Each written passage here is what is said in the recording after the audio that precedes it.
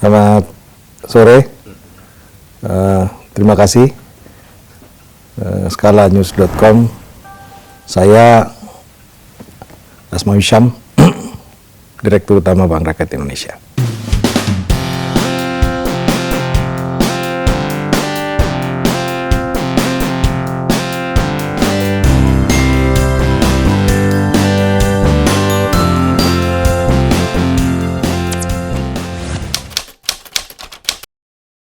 Jadi sebenarnya BRI ini kan industri perbankan ya.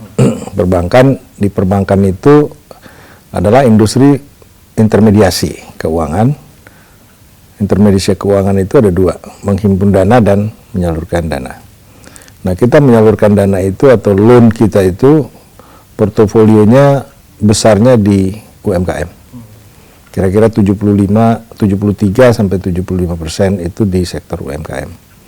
Sehingga tahun 2016 ini kita tetap konsisten untuk melakukan akselerasi pertumbuhan di usaha mikro kecil dan menengah di Indonesia. Sedangkan di sektor retail komersial kita walaupun ada tetapi porsinya tidak sebesar UMKM.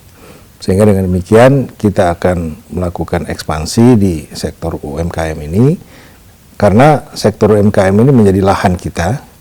Pertama karena kita punya infrastruktur untuk itu, jaringan kerja kita punya, orang-orang yang terdidik kita punya, bahkan kita memiliki teknologi khusus untuk sektor UMKM yang disebut dengan Loan Approval System yang nantinya akan ditunjang oleh satelit.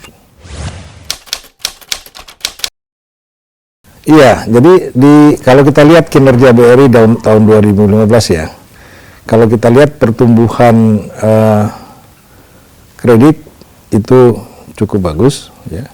Pertumbuhan dana juga cukup bagus, dan yang lebih menggembirakan lagi, pertumbuhan dana BRI itu di tahun 2015 itu bergeser dari komposisi dana mahal menjadi dana murah.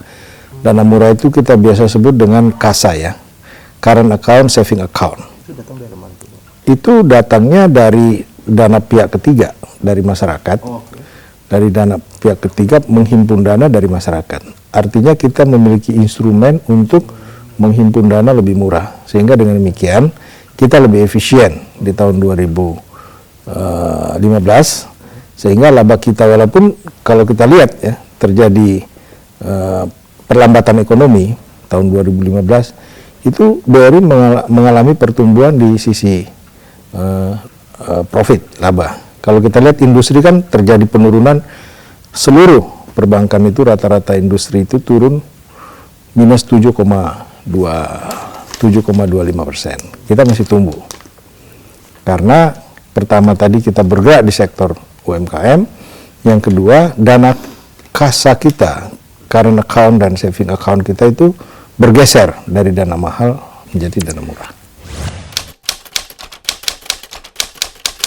Iya. Ya, jadi memang khusus KUR ya, kredit usaha rakyat ini kan merupakan kredit untuk diberikan kepada masyarakat yang ada dua nasabah. Kalau kita minjam kredit itu kan ada yang bankable dan visible bankable. Nah, ini yang KUR ini yang visible tapi tidak bankable, artinya masih pelaku baru dan sebagainya kita berikan. Bunganya memang 9%, tetapi kan disubsidi oleh pemerintah kan ada subsidi pemerintah itu diberikan kepada mereka, ya harusnya dia tidak bayar sebesar itu. Dulu kredit yang sama misalnya kita berikan di angka 21-22%, ya kan, kemudian disubsidi oleh pemerintah, masyarakat tinggal membayar 12%. Tahun lalu 2015. Tahun ini turun lagi 9%, subsidinya ditambah untuk masyarakat. Beli satelit itu sendiri sebenarnya tujuannya yang paling utama adalah bagaimana kita memberikan layanan kepada masyarakat yang ada di pelosok desa, yang ada di remote area, agar supaya mereka dapat layanan yang sama baiknya dengan yang ada di kota. Itu yang pertama. Kemudian kita ingin melayani yang selama ini tidak terlayani oleh perbankan. Itu yang kita lakukan. Jadi sekarang ini orang kota bisa ngambil ATM mengambil uang di ATM, ya orang desa pun kita mau perlakukan sama. Orang kota bisa transfer dengan cepat, di desa pun kita memperlakukan yang sama, ya kan. Tapi yang paling penting adalah bahwa dengan adanya satelit nantinya kita akan memberikan layanan secara menyeluruh kepada seluruh nasabah kami, karena kami kan nasabahnya adanya di desa banyak. Nasabah BRI hari ini 52 jutaan. 52 juta, dan itu banyaknya di desa. Ya banyak di daerah-daerah lah ya, bukan di Jawa. Enggak, ya di Jawa tapi kan tidak di kota gitu kan. Oh iya. Ya tidak di kota, ya di seluruh Indonesia. Ya ini ada sejarahnya. Sejarahnya itu dulu waktu masih menjadi bagian dari NKRI, Negara Republik Indonesia ini, kita punya cabang di situ. Kita punya cabang di situ, satu cabang utama, kemudian ada BRI unit, ada 7 di sana. Sehingga pada saat saya ke sana, kira-kira 3 bulan yang lalu, itu nama BRI itu masih melekat di pikiran orang-orang Timur Leste. Waktu saya perkenalkan saya dari BRI, oh iya saya dulu nasabah BRI Pak. Ini kan sesuatu yang positif kan. Saya datang ke warung-warung, datang di hotel, saya perkenalkan saya BRI, saya ke pasar-pasar. Ya, bahkan pada waktu itu Bapak Presiden juga mampir di salah satu pasar buah. Saya juga ada di situ. Ini dari BRI. Ya, kami dulu nasabah BRI. Ya, kami dulu nasabah BRI. Dan mereka sangat familiar dengan BRI. Kami dulu penabung BRI, Pak. Kami dulu nasabah BRI. Kami dulu besar karena BRI, Pak. Nah, dengan demikian harapan kita datang ke sana ya tidak perlu promosi besar-besaran bahwa ini adalah bank yang dari Indonesia yang baru mau masuk, karena mereka sudah kenal sebenarnya.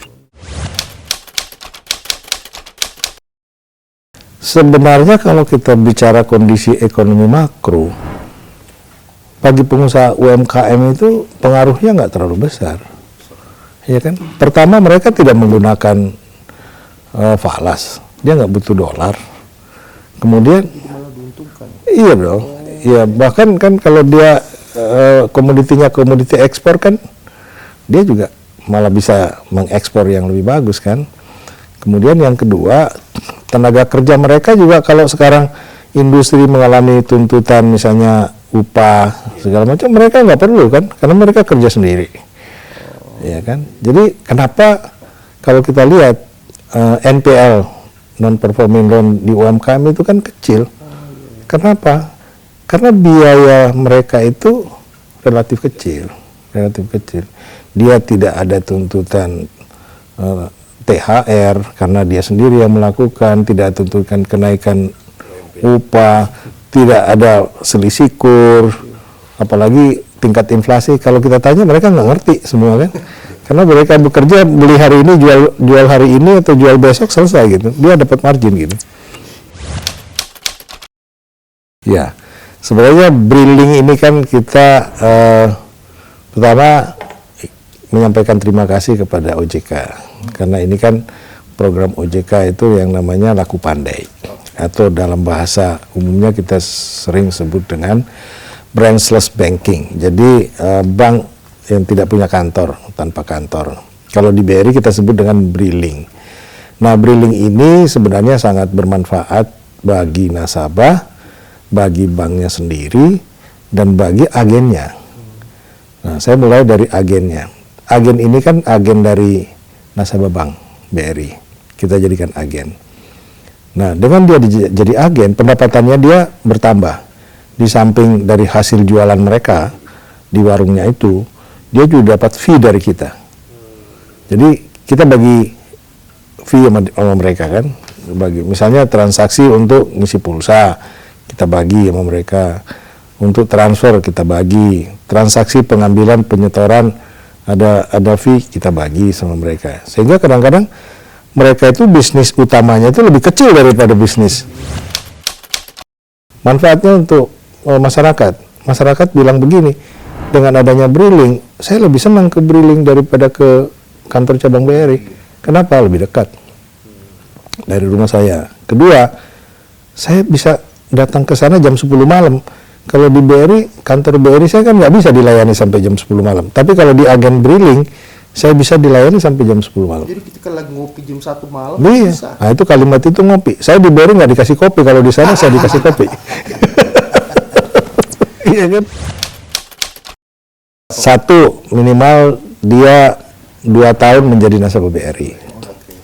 Karena kita tahu perputaran usahanya.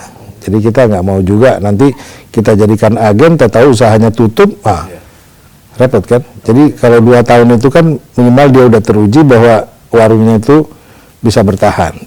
Nah, kita naikkan. Kemudian yang kedua ada syarat bahwa dia harus komit untuk bisa mau melayani apa namanya nasabah BRI yang mau bertransaksi di situ.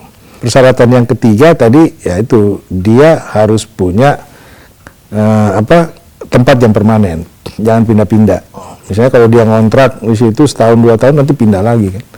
Tapi umumnya itu kan biasanya mereka di rumah ya. Sementara kita belum memberikan, ada target tapi nggak ketat, karena kita lihat juga lokasi dia seperti apa. Karena ini kan bagaimana dia mempromosikan diri juga.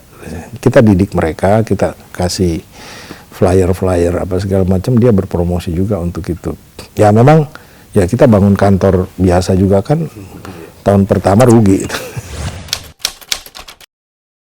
Yang pasti Indonesia Timur banyak, tapi di Jawa juga banyak. Yang pasti itu syaratnya, syarat yang keempat mungkin ya, dia harus jauh dari kantor cabang, kantor BRI yang ada gitu. Ada jaraknya Pak? Meter, pas meter? Lebih kiloan gitu. Kiloan, okay. Artinya kalau dia terlalu dekat, dia bisa nggak laku juga sih kalau siang hari. Malam hari mungkin dia laku karena mau ngopi kan, tapi siang hari dia mungkin nggak laku gitu. Ya mungkin jaraknya 2 kilo, 3 kilo lah ya. Risiko NPL itu semua perbankan memang menghadapi risiko itu. Tapi kan ada batas toleransi dari Bank Indonesia itu NPL itu 5%. BRI itu di bawah jauh. BRI sekarang itu di angka 2%. Nah, untuk kredit usaha rakyat itu mungkin hanya 0, sekian. Orang kecil itu nggak nunggak kok. Ya. Jarang. Mereka tertib bayar, ya. Mereka takut nunggak, karena kalau sekali nunggak dia nggak dapat lagi akses. Ya, kita harapkan sih bahwa kita ini semua secara bersama-sama, baik regulator maupun pelaksana perbankan dan pemerintah bersama-sama memikirkan bagaimana menurunkan tingkat suku bunga ini. Misalnya saja OJK sudah melakukan relaksasi, memberikan insentif siapa yang berhasil menurunkan tingkat suku bunga. Kemudian ada misalnya melakukan penurunan BI rate oleh Bank Indonesia. Bank Indonesia juga menurunkan giro wajib minimum dari 8% menjadi 7,5%. Kemudian BI rate juga sudah turun. Kemudian ada relaksasi misalnya dari OJK itu untuk restructuring kalau ada tunggakan misalnya bisa direlaksasi dan sebagainya. Perbankan juga mengalami melakukan hal yang sama. Kita mulai harus berpikir efisiensi.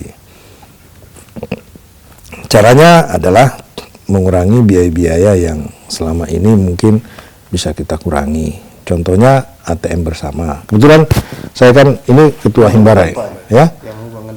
Ya, saya kebetulan sebagai ketua Himbara, himpunan bank pemerintah, kita melakukan efisiensi bersama-sama.